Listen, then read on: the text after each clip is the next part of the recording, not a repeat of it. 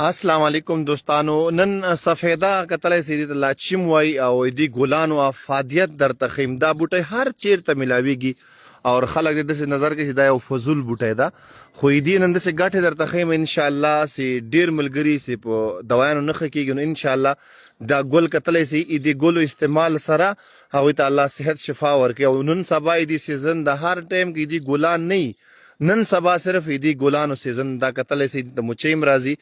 دا ایدی ګلانو فواید هغه کسان چې سابندی لري اور هغه سابندی سے ریشه بلغم لري، پیپړې هر وخت شغارې کوي.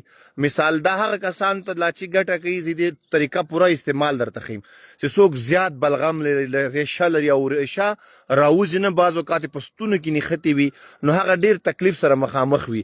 اور دې نه علاوه هغه کسان چې زړه ضربان زیات تیز وي نو هغه ته هم دې ګلان ګټه کوي. دا کتلی سي لاچی ده اور دا ونې هر چیرته موجود وي.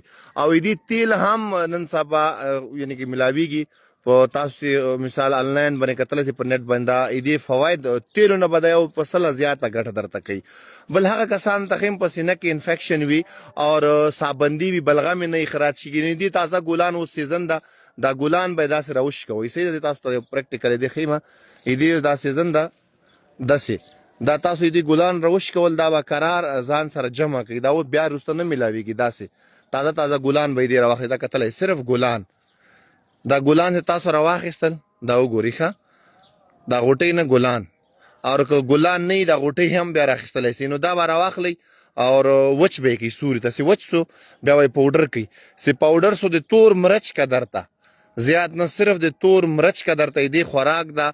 یعنی کې دا سهار په نهاره باندې یو ګلاس ګرم اوبو کې به شات واچوي، یوه کاچوغه شات، بیا به دا راواخلئ اوبه اور دا ګلان چې تاسو وچ کړي دي تور یعنی کې مرچ قدر ته یا نخود نه لږ کم، دا سهار په نهاره باندې یو ګلاس اوبو سره هغه کسان استعمال کوي چا د زړه ضربان تیز وي، درزارې تیز کوي مثال.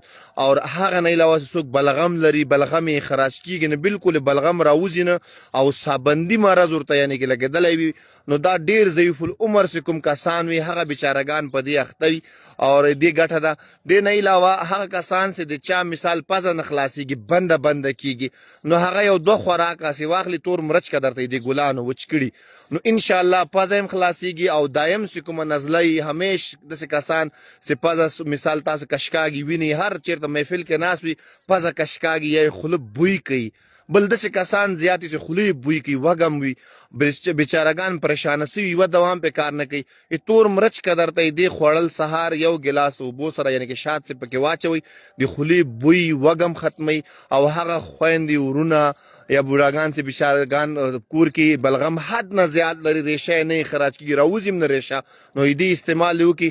دا لاچي ده هر چیرته دې مثال بوټی ملاویږي. دا کتلی سي خو اوس سیزن د ګلانو ده، باید دا وچ کړي او ځان سره یې کښېږدي، بیا وروسته نه ملاویږي. دا کتلی سي دا هر چیرته عام و خاص ملاویږي. دا ګل به یې صرف راواخلي، دا وګورئ ښه، دې ګل تاسو باید صرف استعمال وکړئ، وچې کوئ او تور مرچ قدر ته یو ګلاس اوبو کې شات واچوئ او سره وچ کړئ. ان شاء الله په فضل خدای تاسو څومره مشکل مارته دا ټول حل کېږي ورسره. دوستانو ښه وخت ولرئ، لویه له تم سپارم. السلام علیکم.